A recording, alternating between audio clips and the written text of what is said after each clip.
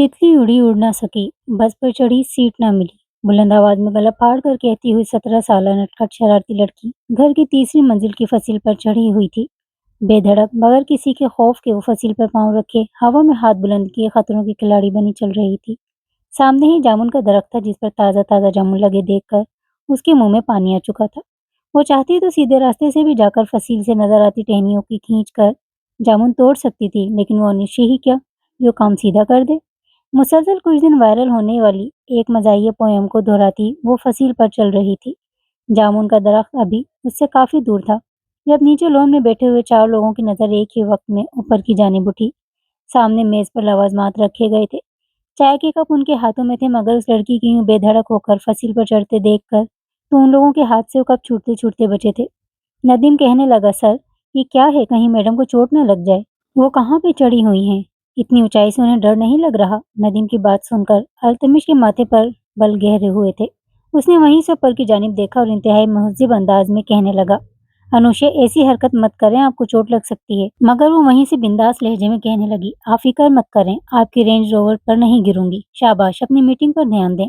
वाहिद बंदा देखा है जो अपने घर के लॉन में बैठकर मीटिंग कर रहा है, वरना अलग किस्म के प्रोफेशनल लोग तो होटल, रेस्टोरेंट या फिर एक मीटिंग रूम में मीटिंग करते हैं। आया बड़ा बिजनेसमैन। एक बार फिर से वो तितली उड़ाने लगी थी, मगर ये अल्फाज जहां अल्तमिश को गुस्सा दिला चुके थे, वहीं बाकी के 3 लोगों के चेहरे पे बेसाख्ता मुस्कुराहट आई थी। अल्तमिश आज वक्त से पहले घर आ चुका था। वजह ये थी कि उसके घर फूफो और फूफा जान आए हुए थे, जिनके साथ बचपन से उसका काफी लगाव था। लेकिन मीटिंग भी जरूरी थी, इसलिए उसने अपने ऑफिस के मेंबर्स और क्लाइंट्स को घर में ही बुला लिया था। अपने घर की खवातीन को खासी ताकीद की थी कि कोई भी बाहर न आए, वो वहीं लोन में ही उनसे कुछ डिस्कशन करने के बाद उनको वहां से भेज देगा। मगर ये अनुशे कहाँ बाज आने वाली थी। कुछ देर के बाद ही वो उन लोगों को वहां से भेज चुका था और फिर लंबे लंबे डग भरते सीधा घर के अंदर दाखिल हुआ। किचन में सानिया और फिरदौस बेगम खाना बनाने में मसरूफ थीं। लाउंज में उसके वालिद और फूफा जान, साथ ही उसकी फूफो बैठकर खुशगपियों में मसरूफ थे। जैसे ही वो किचन में गया तो उसके चेहरे को सुर्ख होता देखकर सानिया उसके पास आई थी। कहने लगी कि अब क्या हो गया है आपको? ये चेहरा सुर्ख लाल क्यों हो रहा है? वो सानिया का हाथ पकड़ता वहां से सीधा अपने कमरे में ले आया था और फिर गहरी सांस खारिज करते हुए हाँफ कर कहने लगा, सानिया, मैंने तुम्हें कहा था ना, अनुशे को समझा के रखो। फिर ये सब क्या है यार? जब देखो वो कोई न कोई उल्टी सीधी हरकत करके अपनी कमअक्ली और इमेच्योरिटी का सबूत दे रही होती है। जानती हो उसकी इस हरकत की वजह से मुझे कितनी शर्मिंदगी का सामना करना पड़ा। गलती कर दी मैंने ये मीटिंग अपने घर के सहन में रखकर। सानिया हैरान नजरों से उसे देखने लगी। इससे पहले कि वो कुछ कहती तभी अपनी फ्रॉक की झोली भरकर अनुशे नीचे आई थी और आते ही शोर मचा दिया कि देखें, मैं इतने जामुन तोड़ कर लाई हूँ। वो सानिया की छोटी बहन थी और सानिया उस पर जान छिड़कती थी। सारे जामुन लाकर उसने सानिया को ही देने थे। जैसे कमरे की तरफ उसका रुख होने लगा तो फौरन अल्तमिश आगे बढ़ा ताकि दरवाजे को बंद कर दे। वो सानिया से जरूरी बात करना चाहता था। कम से कम वो इस लड़की को मजीद इस घर में बर्दाश्त नहीं कर सकता था। मगर इससे पहले वो कमरे में दाखिल हो चुकी थी और सीधा आकर अल्तमिश से ही टकराई थी। इससे पहले कि गिरती, अल्तमिश उसकी कमर में हाथ डालकर उसे थाम चुका था, मगर तब तक सारे जामुन उसकी गोद से गिरकर फर्श पर फैल चुके थे। अनुषा के दिल की धड़कन एकदम से तेज हो चुकी थी जब उसे अपनी कमर पर अल्तमिश के हाथ की गिरफ्त महसूस हुई। अल्तमिश ने उसे फौरन छोड़कर सीधा किया था। वो कहने लगा कि ये क्या कर रही हो तुम लड़की, कुछ होश के नाखून ले लिया करो प्लीज। मगर उसका ध्यान तो उन जामुनों की तरफ था जो उसने बड़ी मेहनत से तोड़े थे। कहने लगी कि अरे भाड़ में गए होश के नाखून, मेरी इतनी मेहनत से एक एक उतारा गया जामुन आपने पूरे कमरे में फैला दिए। वो जमीन पर बैठकर जामुन चुनना शुरू हो चुकी थी और सानिया भी उसकी मदद करवाने लगी थी, जबकि उसकी हरकत पर अल्तमिश कमरे से बाहर जा चुका था। वो फिलहाल फूफा और फूफा के सामने कुछ भी नहीं करना चाहता था। ये लड़की पिछले 10 दिन से उनके घर में थी और अब फूफा फूफी वो भी उनके यहाँ कुछ दिनों के लिए रहने के लिए आए थे। जानता था कि कुछ दिनों तक ये लड़की यहाँ से चली जाएगी, मगर तब तक यकीनन उसके दिमाग का सत्यानाश हो जाएगा। अनुषे अल्तमिश के फूफा की इकलौती भांजी थी। बहन की नागहानी मौत के बाद अनुषे उनके पास ही पली बड़ी थी और उसे कभी ये कमी महसूस ही न होने दी गई थी कि वो अपने माँ बाप को खो चुकी है। सबके बेजा लाड़ प्यार ने उसे इस कदर बिगाड़ दिया था कि वो हद से ज्यादा ही शरारती और हिटाई का मुजाहरा करती थी। सभी उसकी शरारतों से लुत्फानंदोज होते थे सिवाय अल्तमिश के। अल्तमिश को वो बिल्कुल भी पसंद नहीं थी, मगर उसे क्या खबर थी कि आगे चलकर ये लड़की उसके गले पड़ने वाली है। रात को सब लोगों ने एक साथ बैठकर खाना खाया था और इसी दौरान सानिया ने ये खुशखबरी सुनाई थी कि वो माँ बनने वाली है। सानिया और अल्तमिश की शादी को 2 महीने गुजरे थे और इस खुशखबरी पर सभी के चेहरों पर मुस्कुराहट आई थी। फिरदौस बेगम कहने लगी कि जाओ मिठाई लेकर आओ, और इसके बाद सबका मुंह मीठा करवाया गया।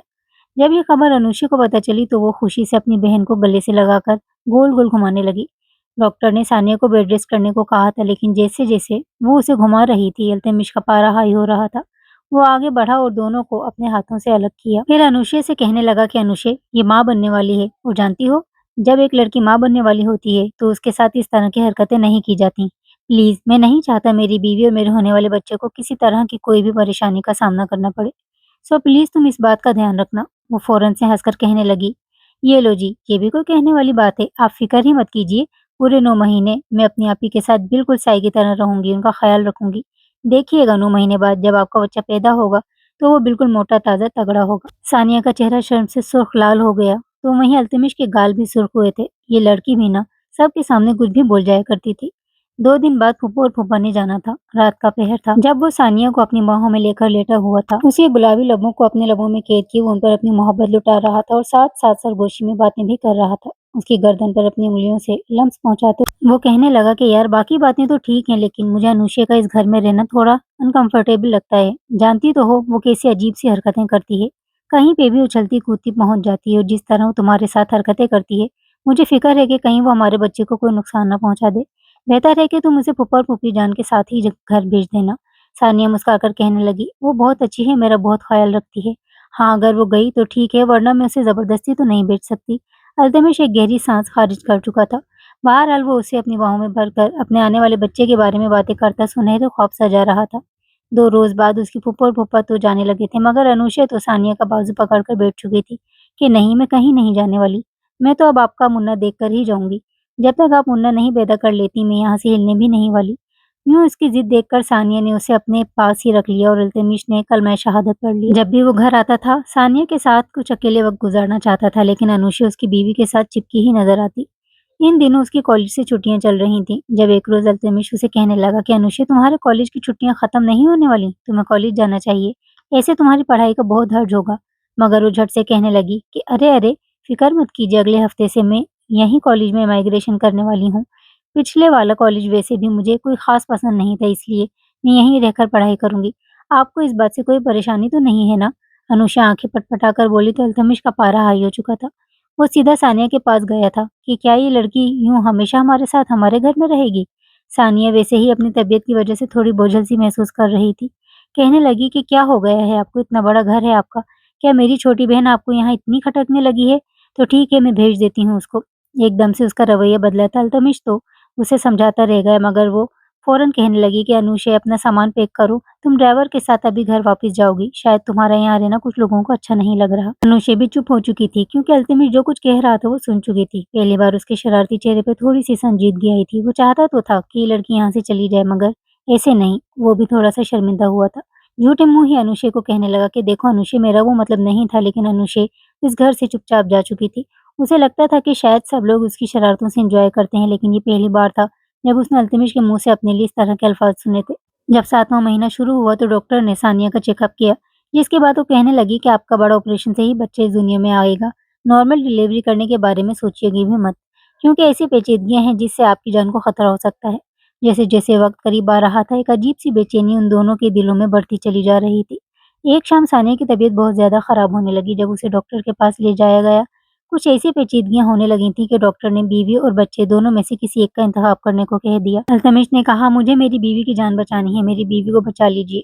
ठीक 1 घंटे बाद डॉक्टर बाहर आए थे, जिनके हाथ में बच्चा था। उन्होंने बच्चा अल्तमिश को दिया, लेकिन वो सानिया के बारे में पूछ रहा था कि मेरी बीवी तो ठीक है ना? डॉक्टर साहब, उससे कुछ हुआ तो नहीं? डॉक्टर एक गहरी सांस खारिज करके कहने लगे कि दुआ कीजिए, ब्लीडिंग बहुत ज्यादा हो चुकी है, हम अपनी तरफ से पूरी कोशिश कर रहे हैं। बस आप दुआ कीजिए। बच्चे की खुशी तो जैसे एक पल को अल्तमिश भूल ही चुका था। बच्चे को तो वो घर ले आए थे। इतने महीने बाद अनुषा दोबारा इस घर में आई थी। अनुषा को वो बच्चा बड़ा ही प्यारा लगा। फिरदौस बेगम उसे चुप करवा करवा कर थक चुकी थी। जब अनुषा ने वरदान को उठाया और उसे चुप करवाने लगी तो एकदम से उसकी गोद में आकर वो सो चुका था। अनुषा इतनी सी बात पर खुशी से चहक पड़ी थी कि देखिए, मेरी गोद में आके कितनी जल्दी सो गया, शायद इसने मुझे अपनी मामा समझ लिया। वो मुस्कुराकर उसे प्यार करती यूं ही गोद में सहलाती हुए सुला चुकी थी। जब ये खबर आई थी कि सानिया इस दुनिया में नहीं रही, ये खबर किसी बिजली की तरह अल्तमिश पर गिरी थी। जब उसकी बीवी की डेड बॉडी घर आई थी तो वो सुन्न होकर एक तरफ दीवार के साथ बैठा था। जब उसे अपने बच्चे की रोने की आवाज आई तो बच्चे को सीने से लगाकर वो धाड़े मार मार कर रोने लगा कि मेरा बच्चा कैसी किस्मत लेकर आया है दुनिया में। कि ये अपनी माँ की मोहब्बत के माँ के साये से दूर हो गया। अनुषा तो कितनी बार गश खाकर गिर चुकी थी। मुख्तसर ये कि सब पर सानिया की मौत किसी सदमे की तरह गिरी थी। सबको खाने-पीने तक का होश नहीं था। सानिया को सुपुर्द खाक कर दिया गया और उसका बच्चा अपने अनुषा की गोद में था। वही उसे यूं ही झूला झुलाते हुए सुला चुकी थी। वक्त आगे बढ़ा और सानिया को बिछड़े हुए 3 महीने भी गुजर चुके थे और इन 3 महीनों में वरदान अगर किसी के पास चुप होता था तो वो अनुषा ही थी, क्योंकि बाकी दोनों खवातीन तो उसे अपने बाजुओं से झुला-झुला कर थक जाती थीं। वो उसे उठाकर चहलकदमी नहीं कर सकती थी, लेकिन अनुषा उसे जो एक दफ़ा उठा लेती तो या तो टहलती रहती या फिर कुछ इस अंदाज में झूला झुलाती कि रोता बच्चा भी चुप कर जाता। कभी वो लोरियां सुनाती जो मुंह में आता बस बोलती चली जाती और बच्चा उसे देखता-देखता ही सो जाता था। अल्तमिश पहले से काफ़ी ज़्यादा संजीदा हो चुका था। आज भी जब ऑफिस से घर आया तो सीधा अपने कमरे में गया था। अपनी माँ से कहने लगा कि वरदान को मेरे पास भेजें, मैं कुछ वक्त उसके साथ गुजारना चाहता हूँ। अनुषा वरदान को लेकर उसके कमरे में गई तो वो नीम दराज बैठा हुआ था। उसने वरदान को अल्तमिश की गोद में दिया तो वो मुस्कुरा उठा। ये मंजर कमरे से बाहर खड़े अल्तमिश के वालिद देख रहे थे। फिरदौस बेगम से कुछ सोचकर कहने लगे, हमारा बेटा जवान जहान है, वो सारी जिंदगी ऐसे तो नहीं गुजारेगा, फिर छोटा बच्चा भी तो है। तो अनुषा है जो उसे संभाल रही है। अगर बाहर से भी कोई लड़की इसके लिए ब्याह कर ले आए तो वो कभी भी इस बच्चे को यूं संभाल नहीं पाएगी जैसे एक माँ अपनी सगी औलाद को संभालती है। इसलिए मुझे लग रहा है कि हम अनुषा की शादी अल्तमिश से कर देते हैं। फिरदौस बेगम के माथे पर तो बल पड़े थे। वो कहने लगी, कैसी बातें कर रहे हैं, अभी वो बहुत छोटी है, अभी तो वो सेकंड ईयर की स्टूडेंट है और उम्र ही क्या है उसकी।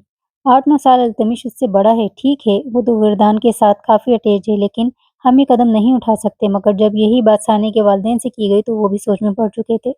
वो तो पहले ही सोचकर परेशान थे कि अगर अल्तमिश की शादी की बाहर किसी लड़की से हो गई तो न जाने उनके नवासे का क्या बनेगा। कहीं उस घर के दरवाजे उनके लिए हमेशा के लिए बंद ही ना हो जाएं। लेकिन वहीं अगर वो अनुषा की शादी अल्तमिश से करवा देते हैं तो इसका रिश्ता इस घर से पहले की तरह मजबूत ही रहेगा और अनुषा वरदान को संभाल भी लेती है।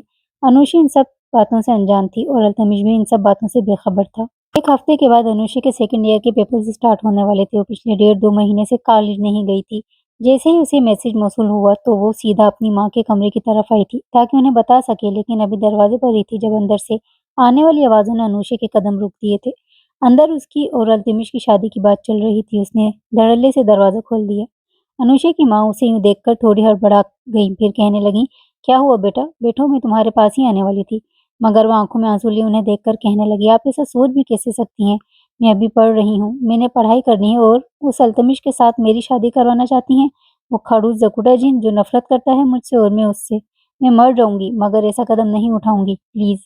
उसकी माँ कहने लगी कि ये तुम्हें वरदान के लिए करना होगा, बेटा प्लीज वरदान के लिए कदम उठा लो। वो कहने लगी कि अरे वरदान की भी ऐसी की तैसी, वो कल का आया बच्चा, उसके लिए मैं अपनी जिंदगी खराब कर दूं? अरे मेरा कोई करियर, मेरे कोई ख्वाब हैं, मैं क्यों कुर्बानी देती फिरूं? कह दिया ना एक दफा, नहीं करनी तो नहीं करनी। उसकी आवाज बुलंद हो चुकी थी। वहीं अल्तमिश से भी उसके वालिदैन ने जब अनुषा का हाथ मांगने की बात की तो वो भी साफ इनकार कर चुका था कि मैं उस पागल लड़की के साथ तो क्या किसी भी दुनिया की किसी लड़की के साथ शादी नहीं करना चाहता। मगर वो उसे समझाने लगे थे कि ऐसा मुमकिन नहीं है। अगर बाहर से भी कोई लड़की हम लेकर आए तो वो तुम्हारे बच्चे का ऐसा ख्याल नहीं रख पाएगी जैसे अनुषा रखती है। इसलिए प्लीज अपने बच्चे की खातिर मान लो। ये तो हम सब जानते हैं कि सानिया को भुलाकर जिंदगी आगे बढ़ाना हम में से किसी के लिए भी आसान नहीं है। एक गहरी सांस खारिज करके अल्तमिश बैठ चुका था और अपने बच्चे के लिए उसने शादी के लिए हाँ की थी। जब ये खबर अनुषा को मिली तो उसका पारा हाई हो चुका था। आस्तीनें चढ़ाकर वो सीधा अल्तमिश के पास ही आई थी। बेड पर वरदान सो रहा था। वो उससे से कहने लगी कि ये क्या सुन रही हूँ मैं। हाँ, आप मुझसे शादी कैसे कर सकते हैं? मुझे आप जैसे शख्स के साथ शादी करनी ही नहीं है। खुद तो इतने बड़े अंकल हैं आप, और मैं आपके सामने छोटी बच्ची, इतनी जल्दी सानिया आपी को भूल गई और मेरे लिए शादी के लिए हाँ कर दी। मुझे तो लगा था आप पानी में डूब मरना पसंद करेंगे मगर मुझसे शादी नहीं करेंगे। उसके यूं तेज तेज बोलने पर वरदान एकदम से कांपा था। वो नींद में इससे पहले कि रोता अल्तमिश आगे बढ़ा और उसके मुंह पर हाथ रखकर उसे दीवार से लगा चुका था। कहने लगा कि शट अप, अपनी बेकार आवाज को बंद रखो। मैं अगर माना हूं तो सिर्फ और सिर्फ अपने बच्चे के लिए। तुम अगर मेरी बीवी बनकर आओगी तो सिर्फ मेरे बच्चे की देखभाल के लिए आओगी। वो अल्तमिश का हाथ एक झटके से पीछे कर चुकी थी। कहने लगी कि मैं आपके बच्चे की नौकरानी नहीं हूँ, समझे आप? नहीं हूँ मैं नौकरानी किसी के बच्चों की। अपनी औलाद को खुद संभालें और मुझसे उम्मीद मत रखें कि मैं आपके बच्चे की आया बनकर सारी जिंदगी उसके डायपर्स बदलते हुए गुजार दूंगी। ये कहकर वो कमरे से निकल चुकी थी। अल्तमिश भी मुट्ठियां बीच कर रह गया। जब सानिया के वालिदैन को पता चला तो वो भी खामोश हो चुके थे। अनुषा अपने कपड़े पैक कर रही थी। कहने लगी, मुझे नहीं रहना यहाँ पर, मुझे वापस घर जाना है। आप लोगों ने तो ये भी फैसले करना शुरू कर दिए हैं, किसी को मेरी कोई फिक्र ही नहीं है। वो रोए जा रही थी। साथ बोले जा रही थी जब उसकी वालिदा कमरे में हाथ जोड़े उससे कहने लगी कि ये लो मेरे जुड़े हुए हाथ देख लो। तुम सिर्फ 2 महीने की थी जब मैंने तुम्हें पाला बिल्कुल अपनी औलाद की तरह। जब तुम मेरी गोद में आई थी तब मेरा अपना बेटा भी पैदा हुआ था, जानती हो? लेकिन वो मर गया और उसके बाद मैंने तुम्हें अपना दूध पिलाया था। बिल्कुल अपनी औलाद की तरह तुम्हें पाल कर जवान किया। तुम्हारी हर ख्वाहिश पूरी की और आज जब हम तुम्हें कह रहे हैं कि तुम अल्तमिश से शादी कर लो, वो अच्छा लड़का है, अच्छा घराना है, अपने खानदान के लोग हैं, तुम्हें किसी तरह की कोई परेशानी नहीं होगी तो तुम यूँ नखरे दिखा रही हो। वो एक तरह से उसे जता चुकी थी। फौरन अनुष्य के काम करते हाथ रुक चुके थे। वो रोने लगी, रोते हुए कहने लगी कि एहसान उतरवाने के और भी बहुत से तरीके होते हैं, लेकिन शायद आप लोगों को यही चाहिए ना, तो ठीक है उतार देती हूँ आप लोगों का एहसान अल्तमिश से शादी करके। वो रोते हुए उसे कहने लगी कि नहीं, मैं ऐसा कुछ नहीं कहना चाहती थी, मगर जो भी था अनुषा खामोश हो चुकी थी। चंद रोज बाद ही निकाह की तकरीब रखी गई थी और वो दुल्हन बनने अल्तमिश के बराबर में बैठी थी। वो रोता हुआ वरदान उसकी गोद में था। पहले जो उसके दिल में वरदान के लिए थोड़ी बहुत उनसे थी, वो उससे मायूस हो चुकी थी। अब उस बच्चे पर उसे गुस्सा आ रहा था। उसने शर्त ये रखी थी कि मैं कॉलेज भी जाऊंगी, पढ़ाई भी करूंगी, डॉक्टर की डिग्री लूंगी, कोई भी मुझे नहीं रोकेगा। उस वक्त तो सब मान चुके थे, लेकिन दुल्हन बनी वो जब कमरे में आकर बैठी तो उसकी माँ उसे समझाने लगी कि बेटा शौहर कमरे में आएगा, तुम्हारे पास बैठेगा और उसके बाद रिश्ता-दरवाज़ियत के बारे में वो उससे कुछ बातें करने लगीं, मगर वो उन्हें चुप करवा चुकी थी कि मैं सिर्फ़ और सिर्फ़ यहाँ पर बच्चे को पालने के लिए आई हूँ। इससे ज़्यादा की उम्मीद मुझसे ना रखी जाए तो बेहतर है। कुछ देर बाद ही अल्तमिश कमरे में आया था। जब कमरे में आया, तो कमरे का हुलिया ही बिल्कुल बदला हुआ था। नूशी चेंज करके अपने सीने से वरदान को चिमटाया कम्फ़र्टर लेकर सो चुकी थी। अल्तमिश ने एक नज़र उसे देखा और फिर खुद भी चेंज करके बेड की दूसरी जानिब लेट चुका था। सानिया के साथ उसे कोई ख़ास मोहब्बत तो नहीं थी, बस घरवालों की मर्ज़ी के तहत उसकी शादी सानिया से हुई थी। और खुद ब खुद ही उससे बीवी होने के नाते वो मोहब्बत कर बैठा था। उसने कभी सोचा ही नहीं था कि उसकी बीवी यूँ उसे छोड़कर चली जाएगी। गहरी नींद में कुछ देर बाद वो भी सो चुका था। जब उसे बेड पर हलचल महसूस हुई और अगले ही पल जब उसने आंखें खोलीं तो फौरन से अनुशा ने उसकी जानिब अपना रुख बदला था और जोर से अपनी टांग उठाकर अल्तमिश के पेट पर दे मारी थी। अल्तमिश के मुंह से चीख निकलते-निकलते रही थी। वो यहीं पर रुकी नहीं थी, बल्कि धीरे-धीरे अपना हाथ उसकी गर्दन पर रखकर सीधा उसके ऊपर ही आकर उल्टी लेट चुकी थी। और अल्तमिश के पूरे वजूद में एक करंट की लहर दौड़ गई। अगले पल खुद पर काबू पाते हुए वो कहने लगा कि ये क्या कर रही हो तुम? हटो मेरे ऊपर से बेशर्म लड़की। मगर वो मज़ीद उसके ऊपर अपना वजूद रगड़ती उसकी गर्दन पर अपनी गर्म सांसें छोड़ने लगी। वो कहने लगी उफ़्फ़ो! चुप करो खड़ूस इंसान, नींद में भी पीछा नहीं छोड़ रहे। सोने दो मुझे, सुबह कॉलेज जाना है। अल्तमिश के सोए हुए अरमान जागने लगे थे, मगर इससे पहले कि वो कुछ ऐसा-वैसा करना शुरू कर देता, एक झटके से इस लड़की को उसने खुद से जुदा किया था। बेड की दूसरी जानिब जाकर अनुषा गिरी थी और हड़बड़ाकर उठकर बैठी, तो अल्तमिश उसे घूर कर देख रहा था। गुस्से से तड़प कर वो कहने लगी, क्या हुआ है? अब क्या आपके कमरे में सोना भी हराम है? वो कहने लगा, सोना है तो जाकर बिस्तर पर सो, मेरे ऊपर क्यों चढ़कर सो रही हो? वो कहने लगी, कुछ शर्म हया है कि नहीं? मुझे क्या जरूरत पड़ गई आप पर चढ़कर सोने की? झूठ बोलते हैं आप, जानती हूँ मैं। सुहाग रात को हर शौहर ऐसी हरकतें करता है ताकि अपनी बीवी के करीब आए, लेकिन मैं आपको अपने करीब नहीं आने दूंगी। मेरी मासूम कमसीन जवानी पर आप अपने हाथ साफ करना चाहते हैं ना? मैं आपको खुद को छूने तक नहीं दूंगी, समझे? अल्तमिश उसकी बातें सुनकर आगे बढ़ा और उसका बाजू मरोड़कर गर्दन पर हाथ रख चुका था। कहने लगा कि मैं कोई तरसा हुआ नहीं हूँ जो तुम्हारे साथ ये सब कुछ हरकतें करूंगा। बेहतर है कि अपनी हद में रहो, समझी? और दोबारा तुम मेरी तरफ नहीं सोओगी। दरमियान में वरदान सोया करेगा और इस तरफ तुम सोओगी। वो उसे एक झटके से छोड़ चुका था और वो भी उसे गुस्से से घूरती हुई वरदान को दरमियान में किए दोबारा से बेड पर लेट चुकी थी। मगर 2 बजे के बाद वरदान उठकर रोना शुरू कर चुका था। उसके बाद सुबह 6 बजे तक वो उसे चुप करवाने में ही रात गुजार चुके थे। सुबह उसे कॉलेज भी जाना था। सबसे पहले उसने उठकर कॉलेज का यूनिफॉर्म पहना था, साथ-साथ जमाइयाँ भी ले रही थी। आंखें सुर्ख हो रही थी कि वरदान ने फिर से रोना शुरू कर दिया। उसके अपने नाश्ते के लिए तो टाइम बचा ही नहीं था। वो वरदान को ही फीडर पिला रही थी। फिरदौस बेगम तो अपना घुटना पकड़कर बैठी थीं। वो उन्हें कहने लगी कि आंटी, इसको दूध तो पिला दें, मेरे कॉलेज का टाइम हो रहा है, मैंने अभी नाश्ता भी नहीं किया। मगर वो कहने लगी कि बेटा तुम्हें कहा तो है अभी कॉलेज से छुट्टियां ले लो, देखो ये बच्चा भी बहुत छोटा है, मैं कैसे ये सब कुछ अकेले मैनेज करूंगी। वो कहने लगी कि 2 दिन बाद मेरे पेपर शुरू होने वाले हैं और कितनी छुट्टियां कर सकती हूँ मैं। फिरदौस बेगम को ये सब देखकर उस पर तरस आया था। वरदान को फीड करवाने के बाद वो उसे फिरदौस बेगम के कमरे में छोड़कर बाहर आई थी, लेकिन तब तक वो काफी लेट हो चुकी थी। बगैर नाश्ता किए ही वो यूं ही टूटी-फूटी हालत में बाहर आ चुकी थी और कॉलेज वैन में बैठकर कॉलेज जाकर चुकी थी। उसकी ज़िंदगी तो बिल्कुल झंड होकर ही रह गई थी। 2-3 दिन में ही वो बिल्कुल थक गई थी। अल्तमिश भी ऑफ़िस की ज़िम्मेदारियों में कुछ ज़्यादा ही मसरूफ़ हो चुका था। तभी अपने बच्चे और अनुषा पर कोई ख़ास ध्यान ही न दे पाया। उसे लगा था जैसे अनुषा अब उसके बच्चे को सँभाल लेगी। वो पूरी तरह से उसकी तरफ से मुतमईन हो गया था। एक रात ऑफ़िस का काम करते हुए उसे काफ़ी देर हो चुकी थी। रात के 12 बज रहे थे जब वो ऑफ़िस से घर के लिए निकला था। तेज तूफानी बारिश रास्ते में शुरू हो चुकी थी। बड़ी मुश्किल से वो आहिस्ता-आहिस्ता ड्राइव करते हुए घर तक पहुँचा था। जैसे ही वो घर में आया तो सामने का मंज़र देखकर वो खुद से आग बबूला हो चुका था, क्योंकि ठंड से उसका बच्चा सर्दी में यूँ ही पड़ा नीलज पड़ चुका था। वो धीरे-धीरे रोए भी जा रहा था, जबकि अनुषे तो कम्फर्टर में लिपटी गहरी नींद सो रही थी। वो गुस्से से अनुषे को आवाज़ देने लगा कि अनुषे, ये क्या तरीका है? वरदान ठंड में ऐसे लेटा हुआ है, तुमने इस पर कम्फर्टर क्यों नहीं दिया? और उसके कपड़े भी गीले हो रहे हैं। शायद उसने डायपर गीला कर दिया है। ओह गॉड! तुमने तो इसे डायपर ही नहीं पहनाया। ये क्या कर रही हो तुम? इसे तो तेज़ बुखार हो रहा है। अपने बच्चे की हालत देखकर अल्तमिश तो एकदम से घबरा चुका था। जब अनूशा ने आँखें खोलकर देखा, मुसलसल घर के काम, फिर बच्चे को सँभालना और पढ़ाई भी की टेंशन ले लेकर वो बीमार पड़ चुकी थी। बुखार से उसका सर दुख रहा था। नीम आँखें खोलकर वो अल्तमिश को देखने लगी। वो कहने लगी कि पता नहीं क्या है, आपका बच्चा है। आप सँभाल लो, मुझसे नहीं देखा जा रहा, मैं थक चुकी हूँ। ये सुनकर बजाय उसकी हालत पर ध्यान देने का अल्तमिश ने उसे बाजू से पकड़कर झिंझोड़ा था। कहने लगा कि तुम माँ हो या डायन हो, मेरा बच्चा अगर तुम्हारी वजह से बीमार हो गया ना, तो मैं तुम्हें नहीं छोड़ूँगा। उसे हाथ लगाते हुए अल्तमिश बोलते-बोलते चुप हुआ था, क्योंकि उसका जिस्म भी अंगारा बन रहा था। अनुषा तभी रोने लगी। फूट-फूट कर रोते हुए वो घुटनों पर सर दे चुकी थी। वो कहने लगी कि मुझे नहीं करनी थी ये शादी, मुझे हसनात तले दबाकर मजबूर करके शादी करवा दी गई। मुझसे नहीं सँभाले जाते बच्चे, इससे तो बेहतर है कि आप लोग मुझे मार दो। मैं पागल हो जाऊँगी या मैं मर जाऊँगी।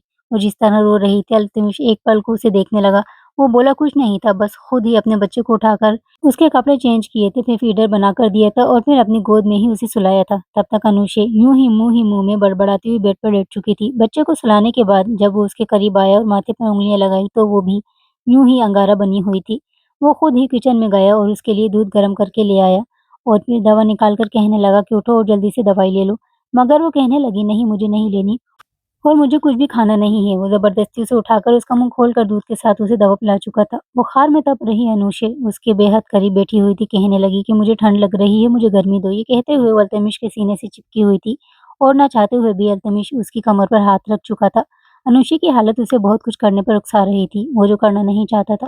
धीरे-धीरे जैसे-जैसे अनुषे की साँसें उसे अपनी गर्दन पर महसूस होने लगीं, वो भी अपना मन मचलते हुए महसूस करने लगा। धीरे-धीरे उसने अपना हाथ अनुषे की कमर पर रब करना शुरू कर दिया था और फिर उसे सीने में भींचकर अपने लब उसके दहकते लबों के करीब ले आया। उसके मज़ीद करीब होते हुए वो अनुषे के लबों पर अपने लब रख चुका था। जैसे ही उसने अपने लब अनुषे के लबों से लगाए, तो एकदम से अनुषे उससे दूर हटी थी। अभी भी बुखार की कैफियत में थी और नींद में थी। फ़ौरन से माथे पर बल डालकर कहने लगी, उफ़! ये लोहे की तारें कौन मेरे होठों पर चुभा रहा है, दूर हटाओ। उसके मुँह से ये सुनकर सरशारी में डूबे अल्तमिश की आँखें मज़ीद सुर्ख़ अंगारा हुई थीं। वो उसे थोड़ी सी पकड़कर एक बार फिर उसके लबों पर बड़ी शिद्दत से अपने जुनून को उतारने लगा और फिर धीरे-धीरे उसके वजूद पर सरयत हासिल करने लगा। अब एक आखिरी पर्दा ही बचा था। जब वो वहाँ तक दस्तरस हासिल कर लेता, तो अनुषा हमेशा-हमेशा के लिए उसकी हो जाती। अनुषा का पूरा वजूद पसीने से भीग चुका था, उसकी सांसें तेज़ चल रही थीं। वो इस वक़्त मुकम्मल बेलिबास कम्फर्टर में दुबकी पड़ी थी। जब सरशारी में डूबे अल्तमिश ने अनुषा के वजूद पर एक आखिरी वार करना चाहा, तो एक हल्की-सी चीख अनुषा के लबों से निकली थी और साथ ही उसकी आँखें भी खुल गईं। उसने हाँफते हुए सामने देखा। अपने ऊपर अल्तमिश को देखकर वो उसे मुक्के मारने लगी थी।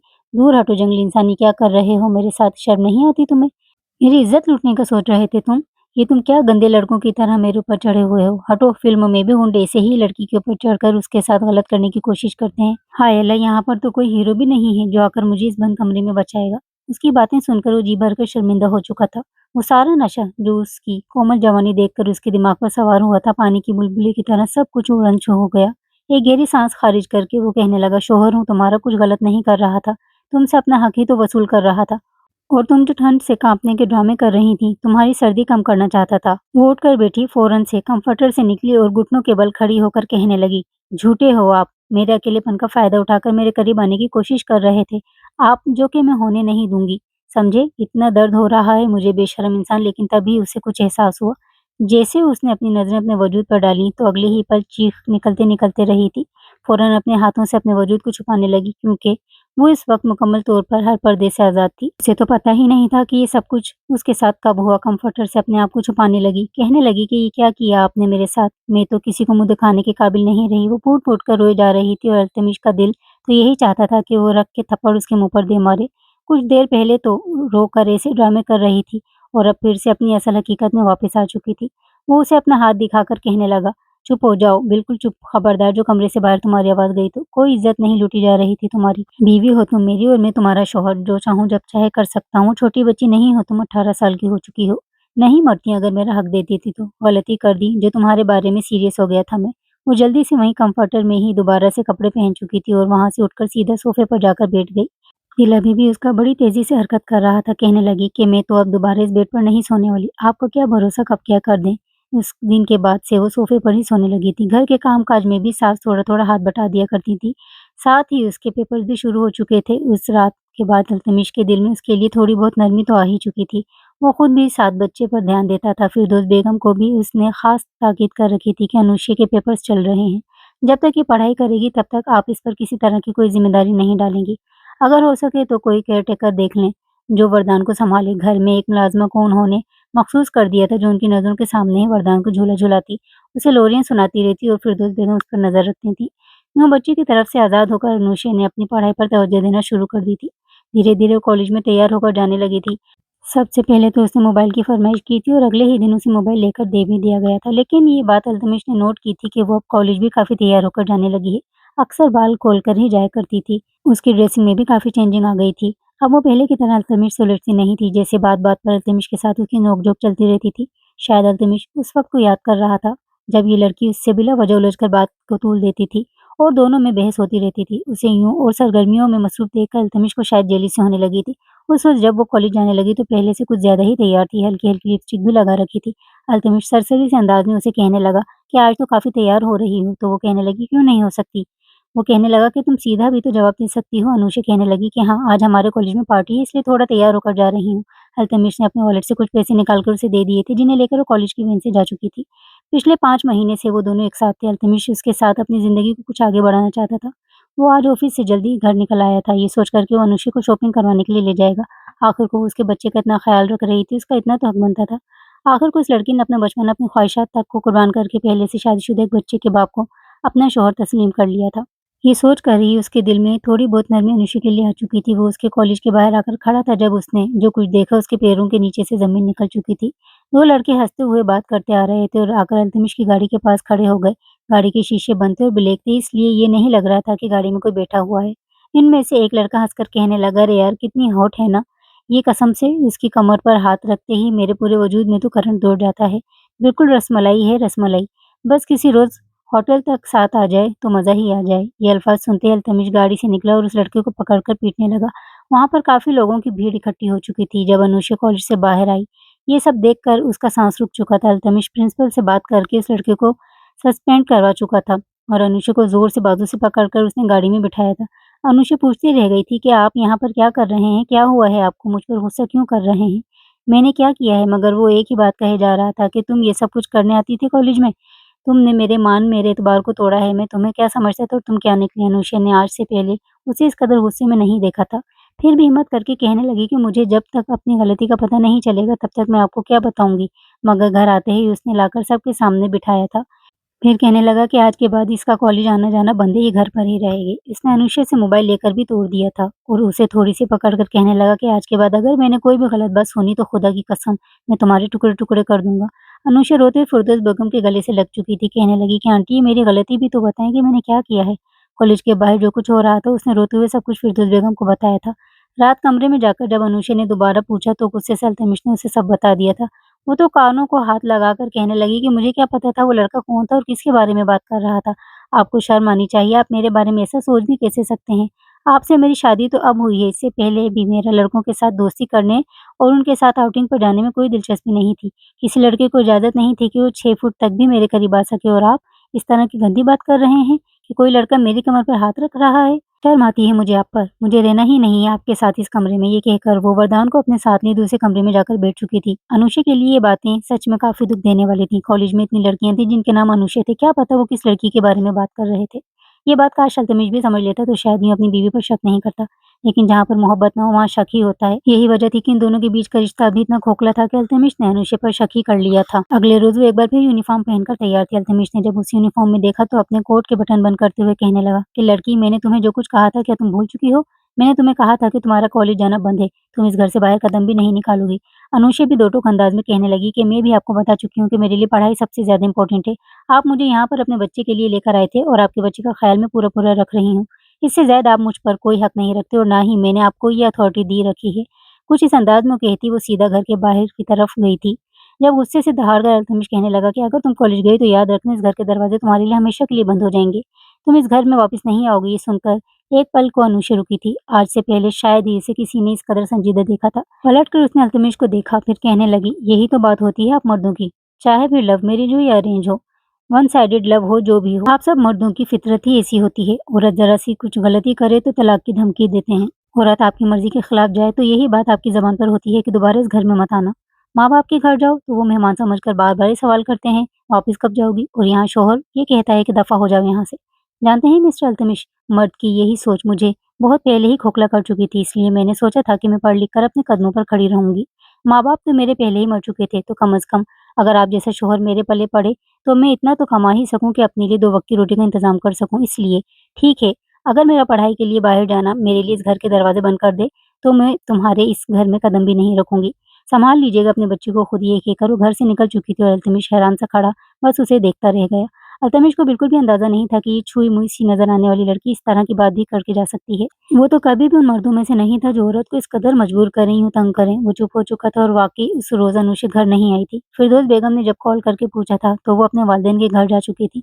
अनुशा की वालिदा उससे पूछ रही थी कि बेटा क्या बात हुई है, क्या तुम्हें अल्तमिश लेने आएगा?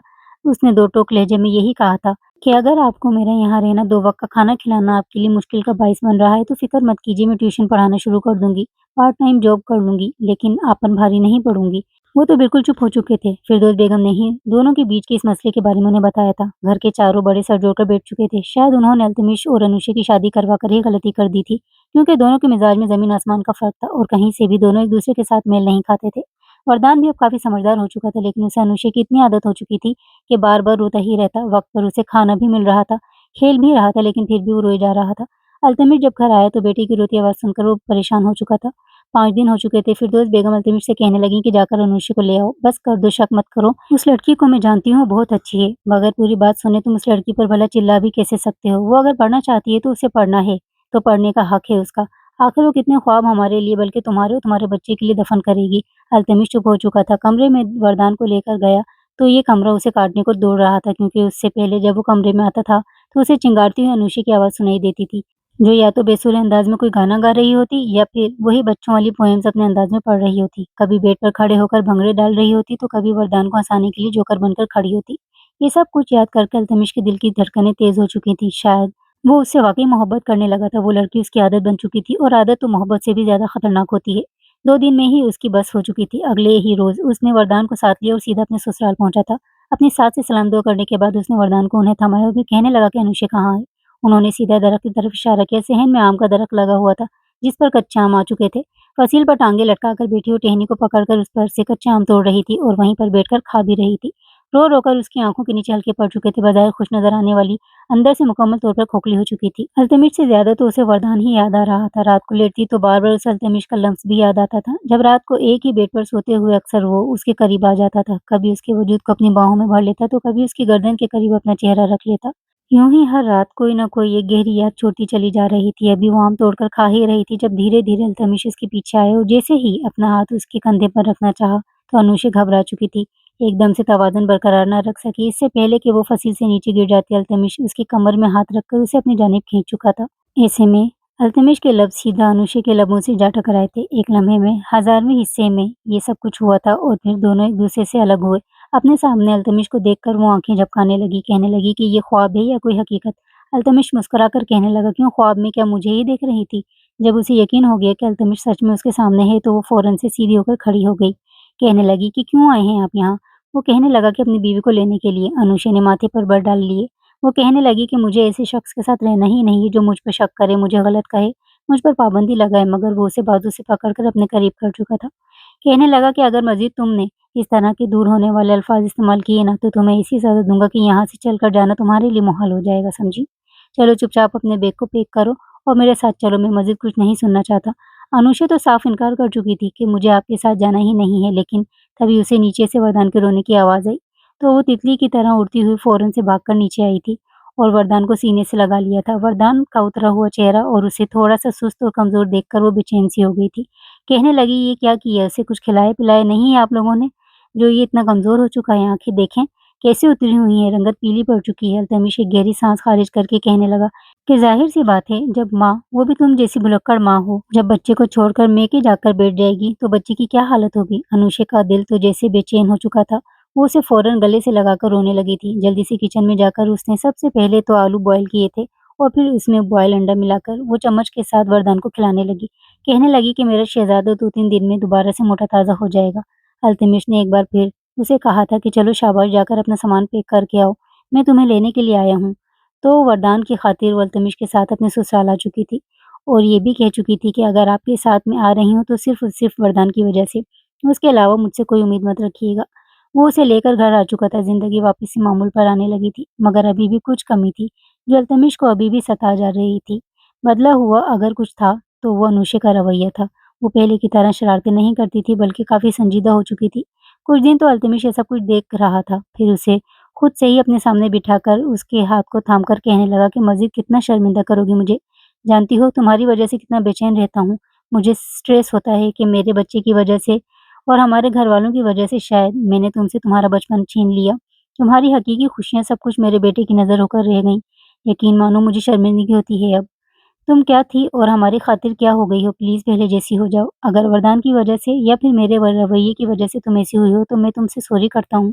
बेशक तुम वरदान के लिए कोई केयर टेकर रख लो, कुछ भी कर लो, लेकिन तुम्हारे होने से इस घर में रौनक है और मुझे वो रौनक चाहिए। सानिया के जाने के बाद अगर मैं दोबारा से संभल पाया हूँ तो वो वरदान था और फिर तुम थी। मैं नहीं चाहता कि मज़ीद मैं तुम्हें किसी भी तरह का दुःख दूँ। वो चुपचाप उसकी बातें सुनती रही, फिर कहने लगी कि ऐसी बातें तो बड़े पक्के आशिक ही करते हैं, जिन्हें सच में मोहब्बत हो गई हो। हाय अल्लाह जी! कहीं आपको मुझसे मोहब्बत तो नहीं हो गई? दूसरी मोहब्बत दूसरी बीवी के साथ? उसकी ये बात सुनकर अल्तमिश एक गहरी सांस खारिज करके मुस्कुराया था। कहने लगा कि हाँ, शायद कुछ ऐसा ही समझ लो। ये कहकर वो उसे अपने सीने से लगा चुका था और मुस्कुरा कर वो भी उसके सीने से लग चुकी थी। धीरे-धीरे उनके बीच बहुत सी बातें मैच होने लगी थी। दोनों एक-दूसरे को समझने लगे थे। वरदान के साथ मिलकर अनुष्का का बचपन एक बार फिर से खुल चुका था। साथ ही उसके डॉक्टर की पढ़ाई भी शुरू हो चुकी थी और अल्तमिश ने इस सब में उसका पूरा-पूरा साथ दिया था। अनुष्या के डॉक्टर बनने के बाद ही अनुष्या ने एक बेटी को जन्म दिया था। तब तक वरदान स्कूल जाने लगा था। घर में रौनक अब पहले से भी ज़्यादा बढ़ चुकी थी और अभी भी शरारतों में सबसे आगे-आगे अनुष्या ही होती थी और अल्तमिश इन 3 शैतानों की शरारतों पर बस सर खुजाकर ही रह जाता था। Thanks for watching. Please subscribe, like the video. अल्लाह हाफ़िज़।